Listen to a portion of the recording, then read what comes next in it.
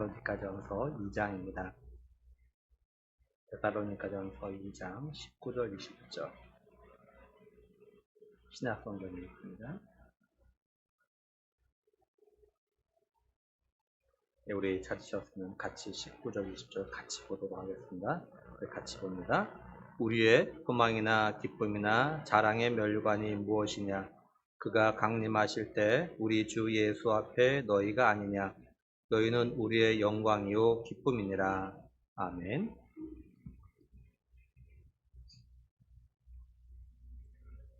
네, 이제 우리가 한 달 뒤면 5월 29일 2022년 전반기 새생명 초청주일로 우리가 예배를 합니다.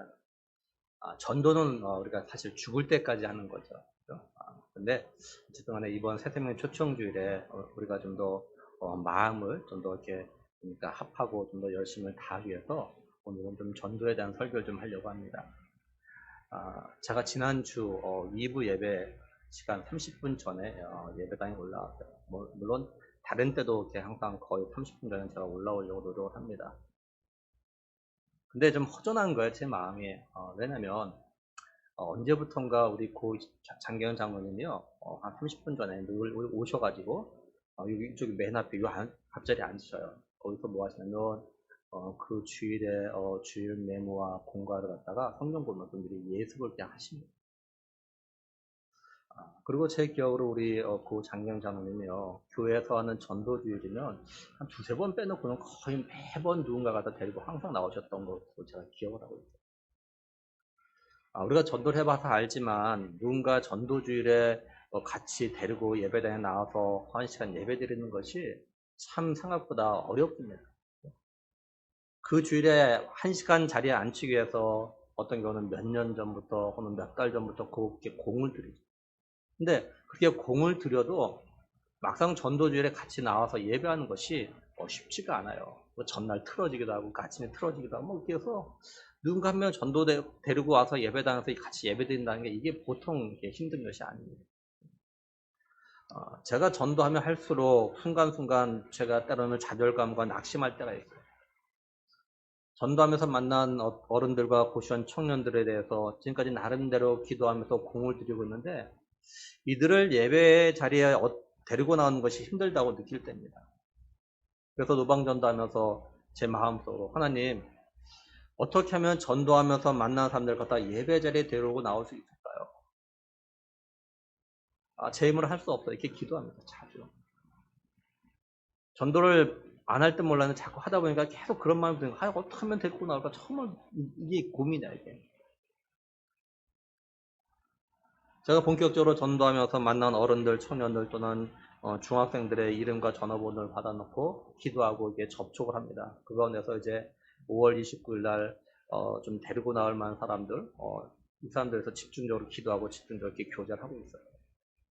근데 이건 역시도 하나님께서 은혜를 주셔야 그들의 마음이 열리고 이 예배 자리에 나올 수 있다는 걸 너무도 잘 알고 있습니다.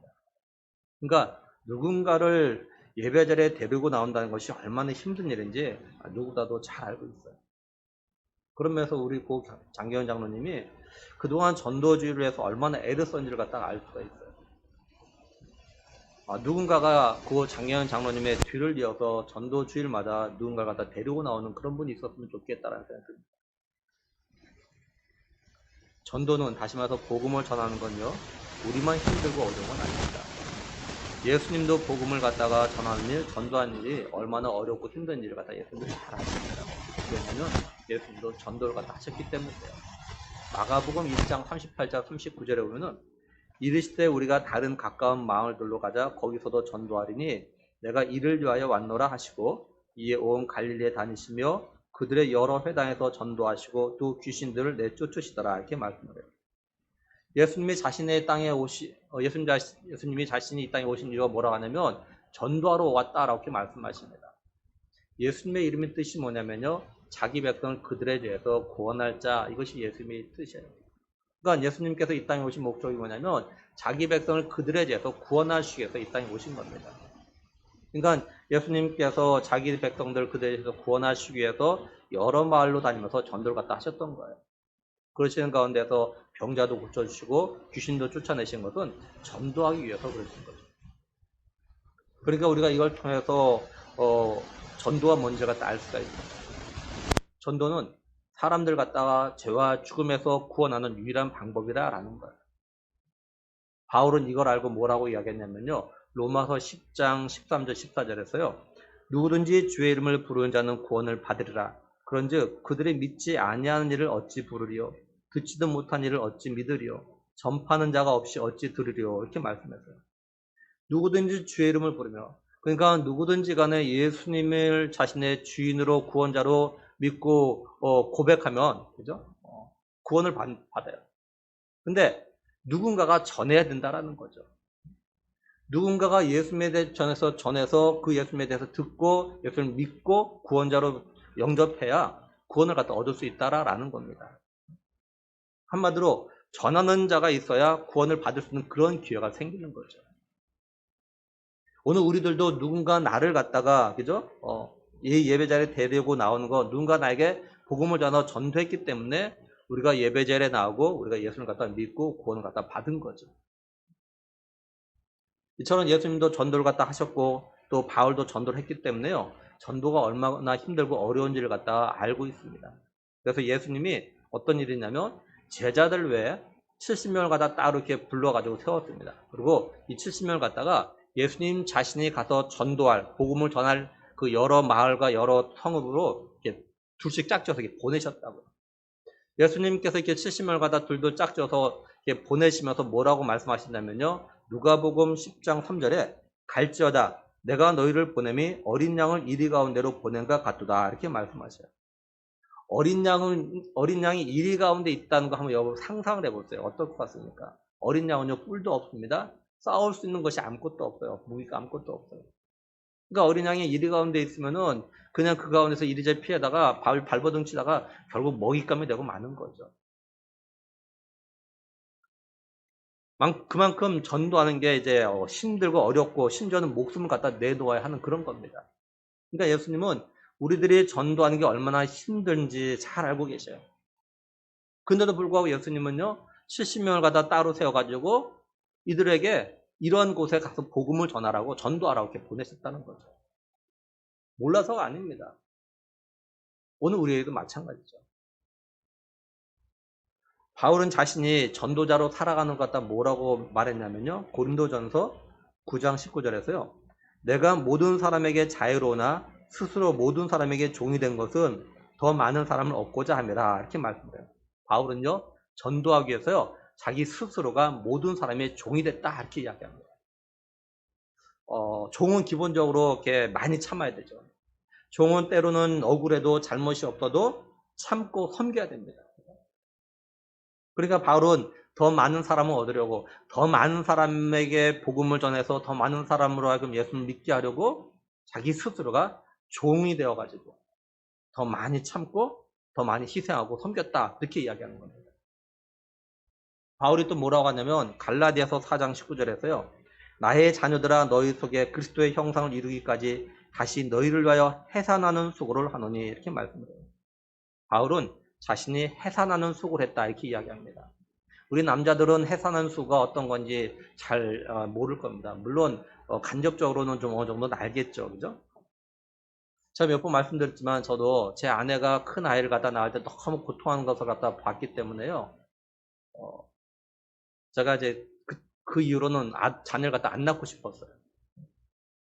제가 낳는 것도 아닌데 둘째 아이를 갖기 전까지는요. 아이 낳는 거 생각만 하면 몸소리가 쳤다고요. 여기 해산은 수고라고 해석된 헬라 단어가 어떤 단어에서 나온 거냐면요. 견딜 수 없는 고통 또는 메시아의 재림에 앞선 무서운 재난 이걸 가리킬 때 쓴 단어가 단어에서 나온 것이야. 이게 해산은 수고가. 그러니까 여자들이 아기를 낳는 이 해산한 수고가 얼마나 고통스러운지 좀 알 수가 있는 거죠. 근데 바울은 자신이 전도한 사람이 진실로 예수님을 만나고 믿고 또 그렇게 삶을 살아가기까지 이걸 감당하기 위해서 그 많은 시간들을 갖다가 이제 할애했고 섬겼는데 이걸 갖다가 해산은 수고를 했다 이렇게 표현하고 있는 거예요. 그러니까 한 사람에게 복음을 전해서 한 사람을 전도해서 그 사람이 예수님을 갖다 만나고 그다음에 하나님의 자녀가 되게 하는 게 얼마나 힘들고 또 얼마나 어렵고 고통스러운 시간인지를 갖다가 잘 표현해주고 있는 겁니다. 결코 쉬운 것이 아니에요. 우리가 이걸 우리에게 좀 적용해서 좀 생각을 해봐야겠죠. 내가 교회에 나오게 된 것, 내가 예수님을 만나서 예수님을 갖다 나의 주인으로 구원자로 믿게 되어지까지 누군가 내게 이렇게 종처럼 섬겨줬다라는 거 참. 또 누군가 내가 이러한 사람이 되기까지 마치 해산하는 수를 갖다 했다라는 거죠. 그러니 우리가 좀 먼저 좀 감사해야 되겠죠. 먼저는 모든 것이 하나님의 은혜임을 갖다 감사하고 또 나로 하여금 예수를 믿고 하나님의 자녀가 되도록 하기 위해서 수고하고 애쓰는 그분들에게 우리가 좀 감사해야 되겠죠. 그리고 우리가 이런 은혜를 갖다 입었다는 것 진실로 깨닫는다면 우리들도 이런 삶을 갖다가 살아야 돼요. 나도 누군가에게 복음을 전하고 전도해서 교회에 데리고 나와서 그 사람이 말씀을 듣고 예수님을 갖다 만나고 하나님의 자녀로 새로운 삶을 갖다 살아갈 수 있도록 하기 위해서 수고를 갖다 마다하지 않아야 된다는 거죠. 예수님도 우리 갖다가 죄와 죽음에서 구원하시기 위해서 십자가의 고난과 조롱을 받으시면서 이걸 갖다 다 참으셨다고요. 절대로 우리가 쉽게 구원받은 것이 아닙니다. 우리가 복음을 듣고 마음으로 믿어 입으로 시인해서 구원을 갖다 받았습니다. 하지만 나로 하여금 예수님을 갖다가 나의 주로 믿고 고백할 수 있도록 자기 아들 갖다 아끼지 않은 하나님의 사랑이 있습니다. 또한 십자가에서 피려 죽으신 예수님의 십자가의 은혜가 있었고 또 나로 하여금 이것을 갖다가 믿을 수 있도록 전해주기 위해서 참고 섬기며 수고한 그런 사람들이 있다는 것 갖다가 우리가 기억을 해야 돼요. 그러니까 이 모든 걸 생각하면은 내가 쉽게 예수님 믿고 구원받은 것이 아니라라는 거야, 사실은요.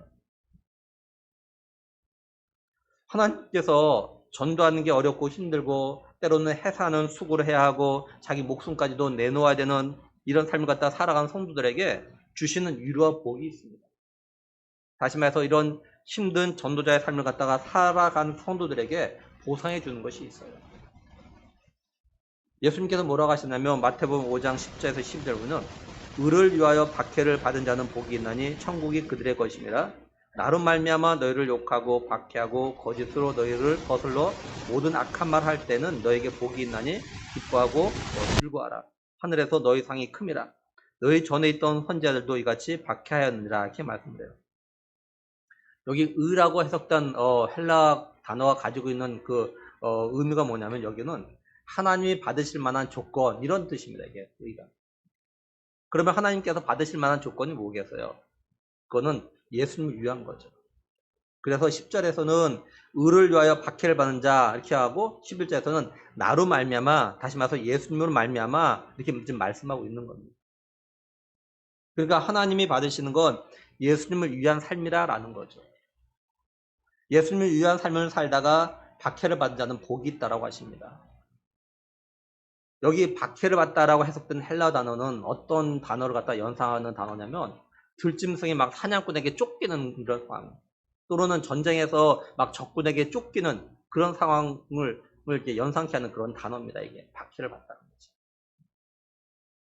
그러니까 우리가 이걸 통해서 알 수 있는 게 뭐냐면 우리 성도들이 예수님을 갖다 믿는 삶이 편안하고 안락함이 있는 것이 아니라라는 거예요. 박해와 어려움이 있다는 것 갖다 말해주는 겁니다. 그러니까 편하기 위해서 예수 믿는 건 아니에요. 사실. 근데 사실 우리가 나 혼자만 예수님을 잘 믿으면 사실 특별히 박해나 어려움은 없습니다. 그렇죠? 우리가 어떤 때 예수님 믿는 것 때문에 박해를 받고 또 어려움을 겪게 되냐면 예수님 안 믿는 사람들에게 예수님 믿으라고 전할 때 이럴 때 박해를 받아요. 다시 말해서 전도를 하면요 박해를 받습니다. 전도하면 어떤 박해를 받느냐? 11절 다시 보면은 나로 말미암아 그죠? 너희를 욕하고 박해하고 거짓으로 너희를 거슬러 모든 악한 말을 할 때는 너에게 복이 있나니 이렇게 말씀해요. 여기 욕이라고 해석된 헬라단은요 비난하다, 빈정대다, 조롱하다 이런 뜻이 있습니다. 우리 교회 전도대원들이 노방전도하면서 욕을 갖다 참 많이 먹어요. 어떤 때는요 전도하는데 어떤 사람이 전도하는 거 사진 찍어가지고 경찰한테 신고해가지고 경찰이 그 전도한 현장에 온 적도 있습니다. 우리가 혼자서 조용히 예수 믿으면 혼자만 교회 와가지고 예배만 드리면 이런 일을 갖다 안 당하죠. 그죠? 근데 우리가 전도하면 이런 일을 당할 때가 있어요. 또 온갖 악한 말 갖다 들을 때가 있어요. 오픈도에서 온 기도 제목 카드가 있는데요. 4월에 22일 날 기도 제목이 뭐였냐면 예멘을 위한 기도 제목이었는데요. 어떤 기도 제목이냐면 예멘의 어떤 성도가 길거리에서 노방전도하다가 경찰한테 잡혀가지고 지금 재판 중이랍니다.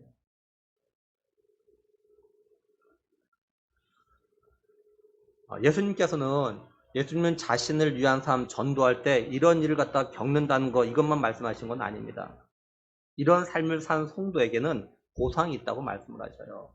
그게 뭐냐? 10절 마지막에 천국이 그들의 것임이라 이렇게 말씀하신다고요. 다시 말해서 뭡니까? 이런 삶을 사는 사람은 당연히 천국에 들어간다 이런 말이죠. 전도자의 삶을 살다가 박해받는 사람, 이런 사람 당연히 천국 가는 거야. 당연히. 또 11절 마지막에서 12절 보면은 너희에게 복이 있나니 기뻐하고 즐거워하라 하늘에서 너희 상이 큼이라 이렇게 말씀을 해요. 여기 기뻐하다는 건 뭐냐면 마음으로부터 일어나는 어떤 좋은 감정, 벅찬 기쁨의 상태를 이야기하는 거고요. 이 즐거워하다는 것은 마음속에는 이런 기쁨과 즐거움을 마음속에만 담아둘 수 없어가지고 이게 그냥 튀어나오는 거예요. 겉으로. 우리가 마음에 기쁨이 있으면 어떻게 합니까? 그냥 저절로 웃음이 나고 얼굴이 환해지잖아요. 그죠? 이 즐거워서 그래요. 그러니까 기쁨과 기쁨이 즐겁게 나타나는 거죠. 왜 이렇게 기뻐하고 즐거워하라고 하냐면 하늘에서 상이 크기 때문이다 이렇게 말씀하십니다. 여기서 주목할 건요. 하늘에서와 그리고 상이 크다라는 거예요. 전도자의 삶을 갖다가 살아간 것 때문에 어려움과 고난을 겪으면 이 땅에서 상이 주어지는 건 아니지만 하늘나라에서 다시 말해서 천국에서 하나님이 상을 주신다라고 말씀하고 있어요. 근데 상이 어떠냐? 크다라는 거예요. 크다. 다시 말해서 그냥 상 주는 것이 아니라 큰 상을 준다 이거 갖다 좀 강조하고 있는 거예요. 큰 상 준다. 큰 상. 그러니까 예수님은 제자들에게 또 오늘 성도들에게 뭐예요? 이런 큰 상을 갖다가 기대하고 이런 큰 상을 갖다가 기대감을 가지고 전도자의 삶을 살아가라 이런 말씀을 하고 계신 거예요. 그 큰 상이 어떤 상인지 정확히는 알 수는 없지만 디모데후서 2장 11절 12절 보면요.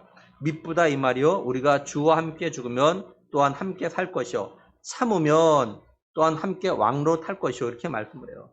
그러니까 우리가 예수님을 전하는 삶 때문에 박해를 받고 욕을 먹고 악한 말을 들으면서도 참으면 훗날 예수님과 함께 왕로 탄다라는 겁니다. 천국에. 이 말을 갖다 약간 좀 비틀어서 생각해 보면 모든 성도가 천국에서 예수님과 함께 왕로 타는 건 아닐 수도 있다라는 거예요. 왜냐하면 이 땅에서 예수님을 갖다 믿는다고 하면서 박해나 욕이나 악한 말 갖다 듣기 싫어가지고 전도를 갖다 안 했으니까 참을 일도 별로 없는 거죠. 자기 혼자만 조용히 예수 믿다가 천국에 왔기 때문에 그래요. 한마디로 상을 받을 만한 일을 갖다 하지 않았으니까 그냥 구원받는 걸로 끝나는 겁니다. 예수님과 함께 천국에서 왕로를 타는 게 얼마나 영광스럽고 큰 상이냐면 한 예를 들 수 있어요. 뭐냐면 다윗이요. 사울 왕의 사이가 되기 위해서 어떻게 했냐면 블레셋 진영에 가가지고 블레셋 사람이 포피 200을 갖다 배워오게 되어져요. 사울이 그러거든. 네가 내 사이가 되려면 너 블레셋 사람의 포피 200을 갖다 갖고 와라. 그래서 다윗이 혼자 블레셋 진영에 가가지고 200명과 싸워가지고 이겨가지고 포피 200개를 갖다 배운 거예요. 얼마나 왕의 사이가 되고 싶었어요. 왕의 사이가 되는 것이 얼마나 영광스러웠습니다. 사무엘상 18장 23절 중반절 보면요. 다윗이 이르되 왕의 사이가 되는 것을 너희는 작은 일로 보느냐. 나는 가난하고 천한 사람이라 한지라 이렇게 말씀드려요. 그러니까 다윗은 사울 왕의 사이가 되는 것을 갖다가 영광스럽게 생각했기 때문에 자기 목숨을 걸고 블레셋 진영에 들어가서 200명과 싸워서 이겨가지고 그들 포피를 갖다 가져온 거라고요. 그러니 우리가 훗날 천국에서 예수님과 함께 왕로를 탈 수 있다는 게 얼마나 큰 상인지를 갖다가 상상할 수가 있는 거죠. 예수님이 또 뭐라고 말씀하시냐면요. 누가복음 10장 20절에 그러나 귀신들이 너에게 항복하는 것으로 기뻐하지 말고 너 이름이 하늘에 기록된 것으로 기뻐하라 하시니라 이렇게 말씀해요. 예수님이 이 말씀을 갖다 왜 하셨냐면 예수님께서 이제 제자들 왜 70명을 갖다가 뽑아가지고 이들 갖다가 이제 예수님이 가서 복음을 전하려고 하는 곳에 이제 둘둘 짝지어서 이제 보내셨다고요. 보냈다고. 이제 이들이 가가지고 그곳에서 예수님의 이름으로 이렇게 복음을 전한 거예요. 막 전도한 거예요. 그러고 나서 예수님께 돌아와가지고 뭐라고 이야기했냐면 누가복음 10장 17절에 70인이 기뻐하며 돌아와 이르되 주여 주의 이름이면 귀신들도 우리에게 항복하더이다 이렇게 말씀해요. 그러니까 이 70명이 그죠? 자신들이 예수님의 말씀에 따라서 예수님이 보내신 곳에 뭐 마을과 성읍에 가가지고 막 예수님의 이름으로 전도했어요. 그랬더니 막 귀신이 막 나가는 겁니다. 귀신이 항복하는 거 이걸 갖다 본 거예요. 경험한 거예요. 얼마나 신나고 얼마나 놀랍게 한번 생각을 해보세요. 귀신이 쉽게 나가질 않습니다. 사실은요. 정말 쉽게 안 나가요. 귀신. 근데 귀신이 나가는 걸 본 거예요. 얼마나 놀라겠어요. 얼마나 기쁘겠어요. 야 정말 예수님 이름으로 복음을 전하니까 전도하니까 귀신이 나가는 거야. 그냥 뭐 기뻐가지고 막 이걸 이야기하고 싶어가지고 이 70명이 돌아와서 예수님께 이야기한 거예요. 예수님 우리가 예수님 이름으로 전했더니 귀신이 항복했어요. 귀신 나갔어요. 막 이런 얘기예요. 우리가 더도 그렇지 않겠습니까? 근데 예수님께서 이들에 뭐라 하냐면 귀신이 너에게 항복한 것 때문에 기뻐하는 것보다 더 기뻐해야 될 거 뭐냐? 너희의 이름이 하늘에 기록된 걸 더 기뻐해라. 이렇게 말씀하셔요. 그러니까 전도자의 삶을 살아가면 그 사람의 이름이 하늘에 기록된다는 거죠. 다른 말로 하면 생명체에 기록된다는 거예요. 이것이 상이라는 거예요. 상. 근데 이런 상이 훗날 천국에서만 주어지는 건 아니죠. 이 땅에서도 또 상이 주어집니다. 누가복음 15장 32절에는 이 내 동생은 죽었다가 살아났으며 내가 잃었다가 얻었기로 우리가 즐거워하고 기뻐하는 것이 마땅하다 하니라 이렇게 말씀해요. 한 아버지가 있습니다. 근데 아들에게 두 아들이 있어요. 근데 둘째 아들이 아버지에게 아버지 나중에 훗날에 아버지께서 나에게 물려주신 유산 내가 받을 거 좀 미리 좀 땡겨주세요. 그래서 아버지가 그 둘째 아들이 받을 유산을 갖다 미리 땡겨줘요. 그때 둘째 아들이 그것 가지고 다른 곳에 가지고 다 탕진해 버립니다. 거지가 돼요. 그제서 이 둘째 아들이 다 잃어버리고 다 탕진하고 나서 그때서 이제 아버지 이야기 돌아옵니다. 근데 아버지는 이 둘째 아들이 유산을 갖다 가지고 나서 다 탕진해도 불구하고 그 아들을 보고 나서 봤는데 이 아들을 다 책망하거나 꾸짖질 않아요. 왜 그랬냐? 아버지는 그 둘째 아들 유산을 가지고 나간 그날부터 이 둘째 아들 갖다 기다리고 있었어요. 근데 그 기다렸던 둘째 아들이 집에 돌아오는 겁니다. 아버지는 그 둘째 아들에 대해서 뭐라고 이야기했냐? 바로 죽었다가 살아났다, 잃었다 얻었다 이렇게 이야기해요. 우리가 전도가 바로 영적으로 죽은 자를 갖다 살리는 거라라는 겁니다. 또 잃었던 자를 갖다 얻는 거라라는 거죠. 이게 전도하는 사람이 이 땅에서 얻는 상입니다. 아버지는 집을 나간 둘째 아들이 돌아오길 갖다 기다렸기 때문에 둘째 아들이 돌아왔을 때 죽은 자를 갖다가 죽은 자가 살아나는 거 이런 걸 갖다 얻는 이런 기쁨이 있었어요. 근데 이 동생의 형은 동생이 집을 나갔지만 이 동생에 대해서 기다림이 없었어요. 기다리지 않았다고. 그러니까 이 동생이 돌아와서도 기쁨이 없어요. 마찬가지로 전도하는 사람만이 죽은 자를 갖다가 살리는 그런 기쁨, 잃은 자를 갖다가 얻는 그런 기쁨을 갖다 얻을 수 있다라는 거예요.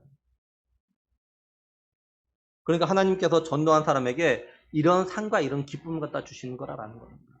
이런 기쁨. 이런 전도자가 누리는 기쁨은요, 또 언제 누리게 되냐면, 어떤 모습으로 또 누리게 되냐면, 훗날 예수님께서 이 땅에 다시 오실 때, 다시 말해서 천국에서 또 누리게 되어져요. 오늘 말씀 데살로니가전서 2장 19절 20절 다시 보면은, 우리의 소망이나 기쁨이나 자랑의 면류관이 무엇이냐? 그가 강림하실 때 우리 주 예수 앞에 너희가 아니냐? 너희는 우리의 영광이요 기쁨이니라 이렇게 말씀을 하죠. 바울은 전도자가 누리는 최고의 기쁨이 뭐라고 하냐면 자기가 전도한 사람이요 예수님을 갖다가 알게 되고 믿게 되어지고 구원받게 되는 거라 이렇게 이야기합니다. 그리고 이 사람이 죽을 때까지 믿음을 갖다 잘 지키거나 또는 예수님이 오실 때까지 믿음을 잘 지키는 그죠? 이거라는 거예요. 그래서 자신이 전도한 사람을 갖다 천국에서 만나게 될 때, 그게 영광이고 기쁨이다라는 거예요. 한마디로 전도자는 자신이 전도한 사람이 예수님을 갖다 믿고 함께 천국에서 만날 때 그 사람이 자신이 자랑할 수 있는 면류가 아니라 이렇게 이야기하는 거예요. 데살로니가 교회는요, 바울이 3주 동안 데살로니가 지역에서 막 복음을 전한 후에 세워진 그런 교회입니다. 근데 바울이 3주 동안 복음을 전할 때 데살로니가 교회 성도들은 어땠냐면요, 바울이 전하는 말씀을 갖다가 사람이 하는 말로 듣지 않냐고 하나님이 자신들에게 하는 말로 이렇게 들었어요. 그러니까 믿음이 생긴 거예요. 하나님의 말씀을 들으니까. 그래서 어떤 일이냐면 이들이 하나님의 말씀을 듣고 그걸 갖다 믿게 되어지니까 하나님께서 그 믿음을 통해서 하나님의 능력을 갖다 또 나타내셨던 거예요. 그래서 데살로니가 전설부는 바울이 이 데살로니가 교회 성도를 갖다 굉장히 자랑스럽게 생각해요. 이들의 믿음에 대해서 막 칭찬합니다. 그러니 이런 성도들을 그죠? 이 땅에서만 기쁨으로 생각한 것이 아니라 하나님 나라 천국에서 또다시 이 성도를 만날 때 얼마나 기쁘겠어요. 천국에서 이들을 만날 때 예수님 앞에 이야기합니다. 예수님, 이들이 내 자랑스러운 면류가 아닙니다. 막 자랑하고 싶은 거야, 자랑하고 싶은 거. 그러니까 이런 기쁨, 그리고 이런 자랑의 면류관 같은 성도를 갖다 얻는 건 전도자만이 얻을 수 있는 그런 상이라는 거예요. 전도하지 않으면 훗날 이런 기쁨, 그리고 자랑의 면류관이 없다라는 겁니다. 전도하지 않고 나 혼자만 예수님 잘 믿고 천국에 가면 천국에 왔다는 그런 기쁨이 있지만 왕 대신 예수님부터 칭찬을 갖다 들을 수 없고 또한 상을 갖다 받을 수는 없어요. 또 다니엘 12장 3절 중반절 보면요. 많은 사람을 옳은 대로 돌아오게 한 자는 별과 같이 영원토록 빛나리라 이렇게 말씀을 해요. 여기 많은 사람을 갖다 옳은 대로 돌아오겠다는 건 쉽게 말해서 이런 겁니다. 많은 사람에게 복음을 전해서 많은 사람이 예수를 믿고 지옥에 가지 않냐고 천국에 가게 한 거 이거 갖다 이야기해요. 이렇게 귀한이라는 사람은 마치 별과 같이 영원토록 빛나게 될 거라고 하십니다. 바울이 고린도전서 15장 41절 중반절에서요. 별의 영광도 다른데 별과 별의 영광도 다르다 이렇게 말씀해요. 이 영광은 광채를 말합니다. 우리가 알다시피 하늘에 수많은 별들이 있지 않습니까? 근데 별들의 그 빛 밝기가 다 다르다고 하잖아요. 별들의 똑같은 별이 아니라라는 거죠. 광채가 달라요. 그러니까 많은 사람을 갖다가 옳은 대로 돌아오게 한 사람, 많은 사람에게 복음을 전해서 많은 사람이 예수님을 믿고 구원받도록 한 이 사람은 그죠? 훗날 예수님 앞에 갔을 때 어떤 다른 성도들보다도 더 빛나게 될 것이고 더 많은 칭찬과 상을 갖다 받게 될 거라고 말씀하고 있는 겁니다. 뭐 이런 예를 갖다 들으면 어떨지 모르겠지만, 그죠? 예를 들어서 열심히 공부해가지고 자기가 원하는 대학에 합격했어요. 정말 기쁘고 영광이죠. 근데 그 학교에 수석으로 합격하면 어떻겠습니까? 더 기쁘고 영광이겠죠. 수석으로 합격한 사람에게는 합격증 하나만 주어주는 것이 아니라 뭐 장학금도 주고 또 그 사람에게는 뭐 나중에 뭐 유학도 보내주기도 하고 뭐 이러더라고요. 그러니까 더 영광이죠. 또 요즘 뭐 회사나 또는 뭐 예를 들면 변호사 자격시험 같은 거 이런 데 합격해도 또 다르죠. 그냥 합격하는 것과 뭐 수석으로 합격하는 건 분명히 다릅니다. 합격한 것 자체만 해도 정말 영광이고 분명히 기쁨이에요. 그건 말할 수 없죠. 당연하죠. 근데 수석으로 했다. 그건 또 다른 거죠. 그 회사에 수석으로 합격하게 되면 그 회사의 주요 부서에 배치받고 뭐 변호사 시험에 수석 합격하면은 우리나라 최고 로펌에서 막 서로 데리고 가려고 하고 아니면은 변호사, 판사나 검사 자기가 마음대로 선택할 수가 있고 이렇게 된다고. 제가 무슨 말씀 드리려고 하냐면 간혹 우리 성도들이나 청년들 또는 중고등부나 유초등부 아이들 가운데 어떤 생각을 가지고 있는 사람이 있냐면 예수님 믿고 천국에만 가면 되는 거 아니냐고 이런 생각을 가지고 열심을 다하지 않는 그런 사람들 볼 때가 있다라는 거예요. 근데 성경은 아니 예수님 뭐라고 말씀하냐면 천국에 상급이 있다 이렇게 말해요. 천국 상급이 있다. 그래서 뭐라고 하시냐면 죽도록 충성해라 그러면 생명의 관을 갖다 주겠다 이렇게 말씀하십니다.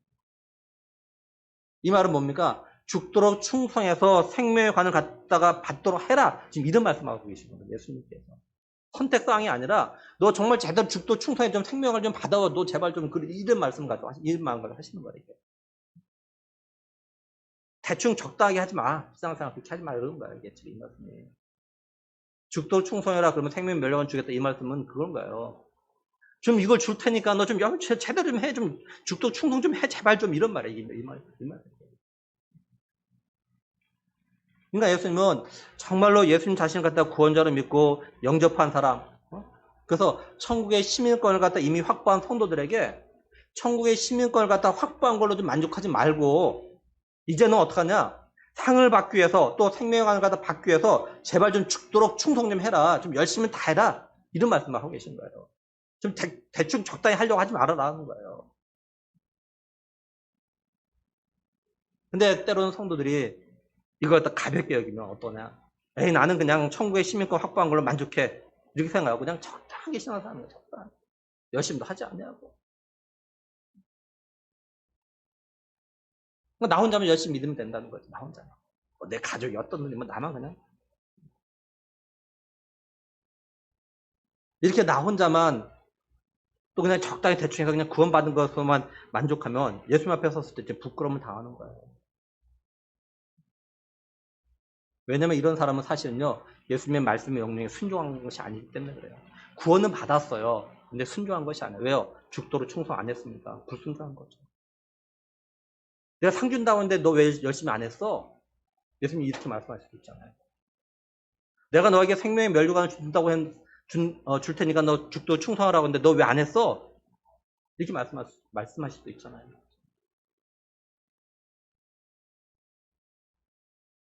우리가 세상에서는, 그죠? 우리가 세상에서 어떻습니까? 내가 다니고 있는 회사에서 승진하고 인정받기 위해서 열심히 일하면서,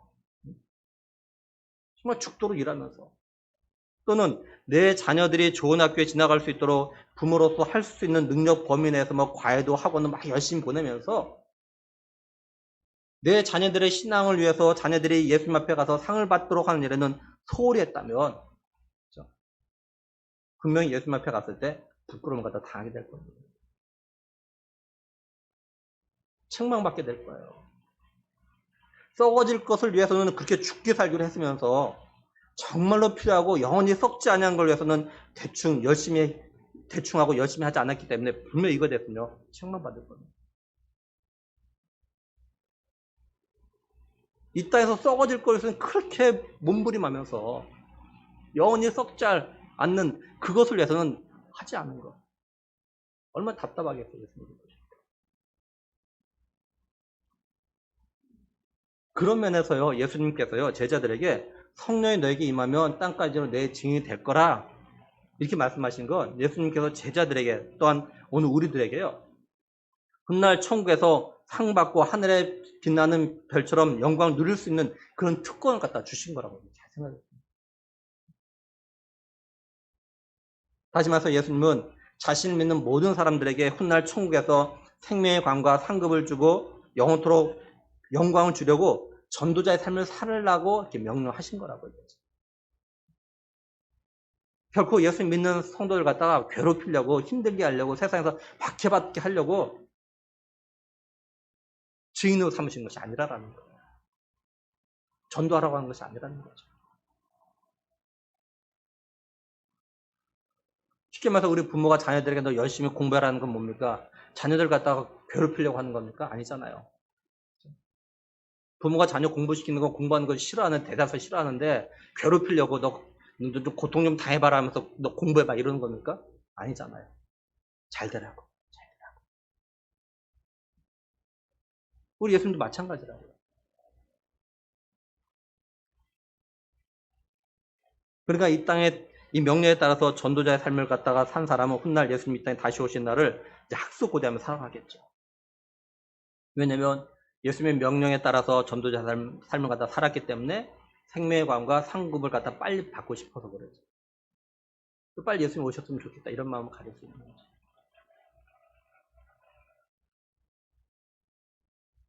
마라나타 우리 많이 들어봤을 거예요. 주여 어서 오시옵소서. 어떤 성도가 주여 어서 오시옵소서 할 수 있겠습니까? 정말 이 땅에서 주의 말씀에 따라서 전도자의 삶을 산 사람. 이런 사람은요, 빨리 예수님이 오셨으면 좋겠다. 이런 마음 가지겠죠. 근데 이런 삶을 못 사는 사람은 어떻게 하는 겁니까? 예수님 좀만 더 늦게 오세요. 좀만 더 기다리세요. 그러지 않겠어요. 뭐 또 하나 쉽게 예를 든다면, 내가 원하는 아파트에 분양 신청했는데 당첨됐어요. 그럼 어떤 마음 갖겠습니까? 야, 그 아파트 빨리 지어졌으면 좋겠다. 빨리 입주했으면 좋겠다. 이런 마음 안 가지겠습니까?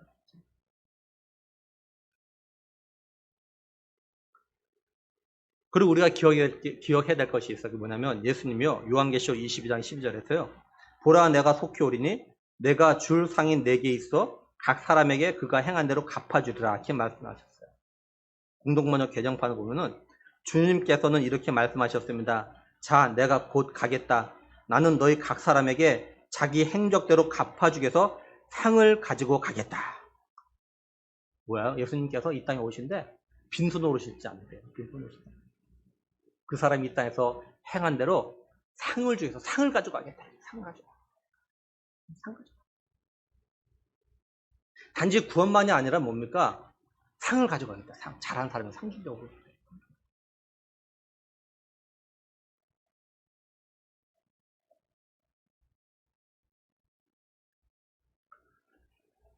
그러니까 예수님은 우리에게 이거예요. 상을 주고 싶으셔가지고 전도자 삶을 살아라. 내가 상 가지고 갈게. 내가 상 가지고 갈게. 그러니까 우리가 예수님의 이 마음을 갖다가 기억하면서 우리가 전도자의 삶을 살려고 무던히 노력을 해야 된다는 거죠. 이제 5월 29일 한 달 남았습니다. 그러니 지금부터라도요. 가족 중에서 아직까지 예수님 갖다 믿지 않는 사람, 아직까지 예수님 갖다 인격적으로 만나지 못한 사람, 또 친구들이나 친척들이 있다면 기도하면서 우리가 계속 찾아가야 돼요. 이번 주부터 내일부터 좀 이렇게 더 열심히 기도하면서 열심히 냈으면 좋겠어요. 그리고 그 사람 만나러 갈 때요. 저 예배당 앞에 보면은 이 10건 묶은 건데 이게 만화 전도지가 있으면 만화 전도지. 그러니까 이걸 갖다 한 번 갈 때마다 하나씩 번호대로 주시면 됩니다. 읽어보세요.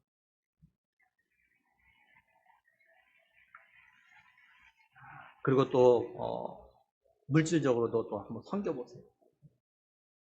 밥도 좀 사주고 차도 좀 사주고 이러면서. 그래서 5월 29일에 좀 같이 나와서 예배할 수 있도록 간절히 바라는 것은 예수님의 명령에 순종해서 전도자의 삶을 살아가지고 이 땅에서 영적으로 죽은 자를 갖다 살아나게 하는 그런 기쁨, 또 새 생명을 갖다 얻는 그런 기쁨, 잃었던 자를 갖다 다시 얻는 그런 기쁨을 누리는 우리 모두가 되기를 간절히 축원합니다. 그리고 예수님이 다시 오실 때, 우리가 예수님 앞에 섰을 때, 우리가 전도자의 삶을 갖다 살아간 것에 대해서 상과 생명의 관을 갖다 받아 누리는 우리가 되길 또한 간절히 소원합니다. 그리고 천국에서 우리가 전도한 사람과 함께 기쁨과 영광을 누리며 하늘의 별처럼 영원히 빛나는 그런 영광도 누리고 뿐만 아니라 예수님과 함께 영원토록 왕노릇하는 우리 모두가 될 수 있기를 우리의 구원자 되신 예수 그리스도의 이름으로 간절히 축원합니다. 기도하시겠습니다. 하나님 정말 너무 감사합니다. 나 같은 죄인을 사랑하셔서 예수님을 갖다 보내주셨고 그 예수님이 내 죄로 말미암아 십자가 피 흘려 죽으심으로 내 죄를 갖다 사하시고 나를 구원하신 이것을 갖다 믿을 수 있는 은혜를 주신 하나님, 또 누군가 나에게 복음을 전해줬고 누군가 나를 이끌고 예배당으로 데리고 와서 나의 구원자 되신 예수님을 갖다 만나고 믿을 수 있도록 은혜 주신 것 다시 한번 기억하며 감사함을 드립니다. 하나님 정말 내가 받은 이 은혜, 내가 이 복음의 빚진 자로서 하나님 나도 누군가에게 정말 예수님을 전하고 누군가 손을 잡고 이 예배당에 나올 수 있도록, 그래서 그 사람도 나처럼 예수님 만나고 구원받아서 함께 천국에 갔을 때, 그날 예수님 앞에 섰을 때 예수님 내가 전도한 사람이 여기 있어요. 이렇게 기쁨으로 말할 수 있는 하나님 그런 은혜가 우리가 내게 정말 원합니다. 하나님 5월 29일 새생명 초청주일에 하나님 우리가 같이 나와서 예배하면 정말 죽었던 자가 살아나고 잃었던 자를 갖다 얻는 그런 기쁨의 예배가 될 수 있도록 우리에게 은혜 주시고 또 우리도 더불어서 기쁨을 누리는 그런 날 될 수 있도록 복 주실 간절히 원하고 우리 주 예수 그리스도의 이름으로 기도드리옵나이다. 아멘.